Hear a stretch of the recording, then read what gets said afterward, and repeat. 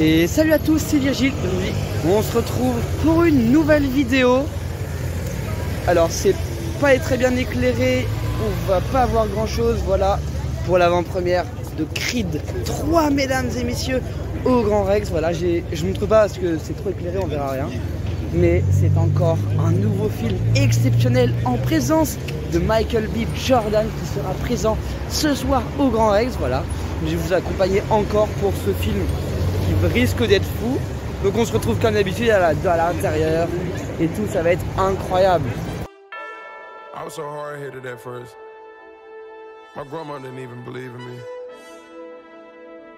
Et nous voilà enfin arrivés au Grand Rex à l'intérieur. Pour le coup, on n'a même pas fait une heure de queue, donc c'était très rapide. C'est-à-dire, bon, on est arrivé quand même un peu moins en avance que pour les autres hier. Il n'y a pas de photocall. Je suis grave déçu, je me dis pour Creed quand même. Par contre, en bas, il y a un photocall de malade.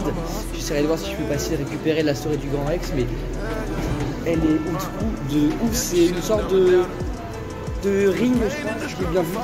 Donc bon, quand on sera invité, on pourra y aller à ces photocalls, mais pour l'instant, il n'y a pas grand chose. Bon, bah, comme d'habitude, je vais vous montrer l'intérieur de la salle et j'espère cette fois-ci pouvoir faire une critique à chaud du film.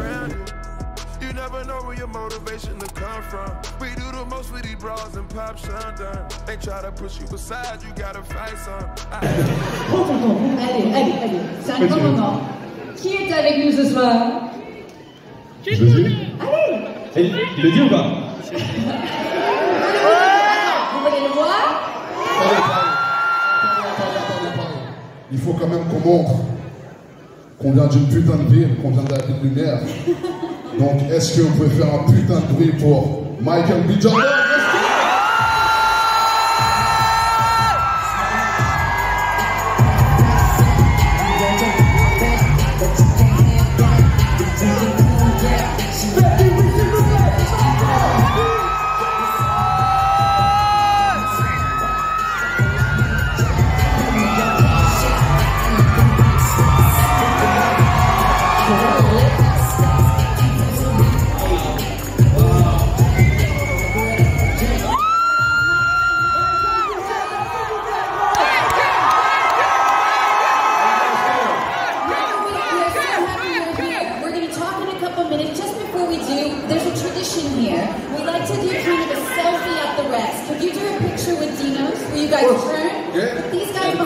Right here. Alors, on va faire une selfie, vous êtes tous dedans, ok? On sortait les téléphones! Avec Michael B. Jordan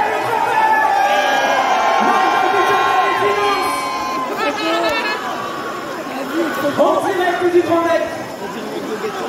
Pour l'avant-première de ce film, Creed 3. Merci. C'est extraordinaire ce qu'on est en train de vivre. Merci énormément. Encore du bruit, s'il vous plaît, la famille! J'ai la chance d'avoir ici avec moi Michael B. Jordan. Mike, I'm going to translate as we go, so just be prepared. All right, good. So, vous n'êtes pas seulement la star de Creed 3, vous êtes également le producteur et le réalisateur. C'est comme maintenant, I'm saying, you're not just the star this time around, you're the producer and the director. What was it like for you acting and directing at the same time? It was like one of the biggest challenges of my life. One of the most, the hardest thing I've ever had to do, but it was one of the most rewarding as well. I think, acting for such a long time and understanding what actors kind of need and want and what they, want to be comfortable. So I think building that trust with my cast was really important for me. But, doing both in the same scene was challenging a little bit. Oui, je peux vous dire qu'en fait, de faire les deux en même temps dans la même scène, c'était vraiment difficile. C'est la chose la plus difficile que j'ai fait de ma vie, mais aussi la chose la plus enrichissante, surtout avec le cast avec qui j'étais. Et justement, le casting est incroyable. Vous allez le voir. Il y a Tessa Thompson. Faites du bruit, s'il vous plaît. Il y a même une petite jeune fille qui est adorable, Myla Davis-Kent. Ma question c'est en fait, est-ce que ça vous aide à réaliser quand vous êtes acteur? So talking about the cast, how great it is with Tessa and Jonathan and Myla, how did it help you being an actor when you were directing? I think, like I just said, I think just understanding what an actor needs and wants and kind of create the environment for us to thrive in. You know, I think I've known most of the cast for a really long time, so there was always that trust that was there. But we had a new actress, you know, Mila Davis-Kent, who is phenomenal. She's our deaf actress. She plays my daughter, Amara. She's phenomenal in the film. And Jonathan Majors was a new cast member. But me and him and our brothership and our friendship has grown tremendously, you know, over the past couple of years. So I think that really lends itself to the character dynamic between Adonis and Damien. Right, ok. Donc il nous dit, Michael, en fait, que c'est surtout une question de confiance, de créer une ambiance de confiance sur le tournage. Après, il y a certains membres de cast qui connaissent depuis longtemps, comme Tessa Thompson. Il y a d'autres personnes nouvelles, comme Mila Davis-Kent, qui est une jeune actrice sourde, qui joue justement la fille de Michael dans la série, et puis dans le film. Et puis il y a aussi Jonathan Major, quelqu'un qui connaît depuis... On peut applaudir aussi quelqu'un qui connaît depuis quand même pas mal de temps, mais ils ont pu vraiment travailler leur amitié au fur et à mesure de ce film. Et comme vous allez voir, on voit vraiment cette dynamique des frères ennemis, entre guillemets, dans le film. And you were talking about Mila, so a deaf actress, and you said that with this movie you kind of wanted to make the deaf community seem more normal, more approachable. Why was that important to you? La question est sur quelque chose qu'il avait dit auparavant, qu'il avait envie de rendre un peu plus normal, entre guillemets, le monde des sourds. Et ma question c'est pourquoi c'était si important pour lui? I think for me, inclusion is always important. You know, I think with everything that I do, you know, diversity and inclusion is what I stand for. And it was the right thing to do. I didn't have to think about it too hard. It was a natural progression from Creed 1 to Creed 2 to Creed 3. In the first film, you know, Adonis meets Bianca, who's hard of hearing.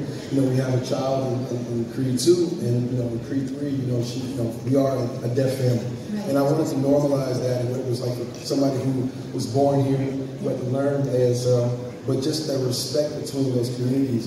And the ASL community needs that, a light shining on them in a real way. So just normalize it in a big commercial film like this, I think, is really important. Voilà. Donc il dit que pour lui, en fait, c'est moqué. On peut dire ça, s'il vous plaît, bien sûr. Et je vais me permettre, en même temps, on peut continuer d'applaudir Ludovic qui travaille juste à côté de nous.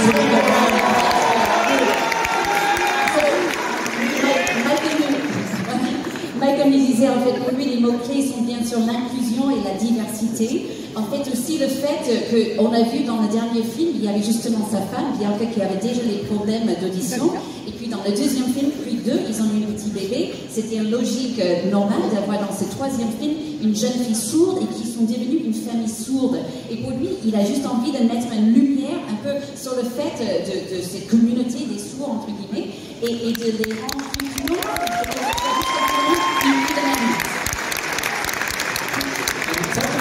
On va forcément aussi parler un petit peu de boxe. C'est un sport qui est absolument génial et ces films mettent en lumière l'art de la boxe. Et on constate aussi un nombre incalculable de personnes qui du coup se mettent à la boxe, des jeunes. So this movie is a love letter to the art of boxing, right? And how do you feel when you see so many young kids after watching this movie want to be boxers as well? So I'm inspired. You know, I think being a filmmaker, you have a sense of responsibility, especially into the cultures that you're exploring. And you know, boxing sometimes has a bad rep of being violent and not smart and all bronze, and it's part of that. You know, but at the same time, it's a very intelligent sport. And I wanted to kind of showcase that as well and give a good example. So the next generation of boxers that are going to watch this film, the kids that are going to watch this movie, they have a good example. And they know it's not all just about getting inside the ring and trying to beat the shit out of them. You know what I'm saying? Right. So I wanted to kind of layer that in there and just kind of just be a responsible filmmaker and tell the truth, you know? On peut applaudir ça aussi pour ceux qui ont compris. Ça m'inspire beaucoup parce que beaucoup de gens pensent que le boxe c'est juste quelque chose que les brutes y font. Il voulait montrer qu'en fait c'est un sport intelligent, c'est un sport intéressant et il voulait justement montrer l'avenir du boxe et soit une inspiration pour les jeunes. Donc il disait ça lui touche beaucoup. Il y a des boxers in the room right now? Il y a des boxeurs? La boxe ici? C'est cool. Bon, écoutez, merci beaucoup d'être avec nous ce soir. Donc, dans quelques instants avec vous, de découvrir Michael B. Jordan sur l'écran. Je vous rappelle de mettre votre téléphone, s'il vous plaît, dans les petits sacs en plastique, c'est très important. Et je crois qu'on peut dire un énorme merci. A big thank you so much for being with us. Oh my God!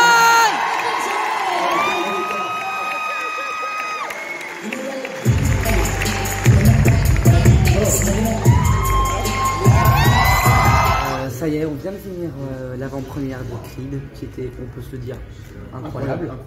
Franchement, Michael B. Jordan, de la hauteur on t'embrasse. Je voulais, effectivement, c'est un petit bout de temps qu'on l'avait pas fait, discuter un peu du film, voilà, savoir ce qu'on avait pensé. Une petite réact à chaud, comme j'aime bien les appeler. Du coup, voilà, qu'est-ce que vous avez pensé du film? Alors, en un mot, je dirais incroyable. Déjà, la manière de filmer les combats de boxe, c'est intense et en fait, on a presque l'impression d'être. C'est sans spoil, on va pas vous spoiler évidemment. Mais on a l'impression d'être vraiment à côté des combattants, genre même presque à la place, à leur place à un moment. Je vais pas dire lequel parce que sinon ça va rentrer dans le spoil et je peux pas. Moi j'ai quand même envie de dire que Jonathan Majors est à son heure de gloire. Exactement. Entre là, Creed et Ant-Man, parce qu'il faut savoir que Jonathan Majors joue le personnage de Kang. Voilà. Ce qui est un bon palmarès déjà là. C'est pas négligeable. C'est pas négligeable, effectivement. Toi t'en as pensé quoi du film? Bah, il répondait aux attentes que j'avais. Hein. Il y avait du combat, du dépassement de soi et de l'esprit de compétition. En vrai, moi c'était tout ce que je voulais. C'est vrai qu'on s'était fait la veille du marathon, on a fait Creed 1 et Creed 2. Et franchement, entre les trois, le 3 est le meilleur. C'est-à-dire en termes de développement de personnages, d'histoire, de combat, d'action. C'est beaucoup plus dynamique en fait que les deux autres. Et je pense que le fait que ce soit réalisé par Michael B. Jordan, ça fait une assez grosse différence par rapport à ça. Ouais. Donc, Moi j'ai bien aimé l'aspect aussi par rapport aux sourds. Enfin, je sais pas du coup s'il a dans son entourage personnel des personnes sourdes ou quoi. Mais c'est vrai que du coup il a tourné beaucoup de films sur l'aspect des sourds et tout. Mais parce que ce qu'il faut préciser, c'est que potentiellement les gens qui vont le voir en VO, voire peut-être même en VF, je sais pas, il y a des sous-titres pour les malentendants et je trouve qu'au départ ça peut gêner pour certaines personnes, mais en vrai. pas tant que ça. Bah, c'est pas handicapant, justement. Non, En vrai, du d'un tout. côté, c'est bien, enfin, c'est inclusif et tout. Du coup, moi, je trouve ça Parce sympa. que le sympa de les film mettre en il avant. un peu aussi de ça. C'est ça. Bah, c'est ce qu'il avait dit quand il nous a présenté le film lors de l'avant-première. C'est qu'il disait que cette balade de raconter l'histoire avec une personne malentendante, c'était je dirais pas un challenge, mais une manière de raconter l'histoire qui est différente et qui peut paraître plus touchante. Enfin, moi, je l'ai ressenti comme ça, en tout ça. Je trouvais que c'était beaucoup plus personnel que ce qu'on pouvait y penser, sachant que là, c'est sa fille qui est sourde. Du coup, il y a tout un truc où il a dû apprendre la langue des signes et tout, en lien avec ses combats. Et je trouve que c'est très intéressant, justement. Je suis d'accord. Donc, on est tous les trois pour vous dire que ce film est une masterclass. Allez le voir. Je pense le meilleur film de boxe. Après, Avec Rocky 4. Il y a Je des veux dire, films en qui font pas intensité, parler, mais. oui, parce qu'en fait, ce qui est intensité, je dirais, c'est égal à Rocky 4. Ce qui est compliqué avec les films de boxe, en fait, c'est de vraiment raconter une manière de filmer. C'est ce qu'on a vu en cours. Il y a mille et une manières de filmer un combat de boxe, soit la vision du spectateur, du boxeur, de l'arbitre, une vision subjective. Et du coup, mélanger tout ça pour réussir à avoir un combat où il y a de l'action, du suspense, de la tristesse, de la colère, etc. C'est pas facile à faire et je pense que pour le 3, c'est réussi de fou. Moi, je trouve que c'est très réussi. Ouais, tous les sentiments, ils ont bien été présents. Enfin, c'était sur juste de la colère et tout. Au début, j'avais un peu peur justement que l'introduction du nouveau boss qui allait affronter le nouveau combattant, elle est un peu bancale, mais en fait, pas du tout. Ça reste dans son jus en fait. C'est ça qui est très cool. En plus, genre, ça se voyait dans la bande-annonce et tout, que c'était genre le nouveau challenger et tout. Vous voyez un petit peu et tout, mais c'est encore plus stylé en vrai. C'est ça. Donc n'hésitez pas à aller voir Creed 3 qui sort Le premier, enfin, 1er mars. Début mars. C'est ça, 1er mars, 1er mars, effectivement. Et nous, on se retrouve pour une prochaine vidéo. C'était Virgile, à la prochaine. Ciao. I was so hard-headed at first. My grandma didn't even believe in me. I kept going though.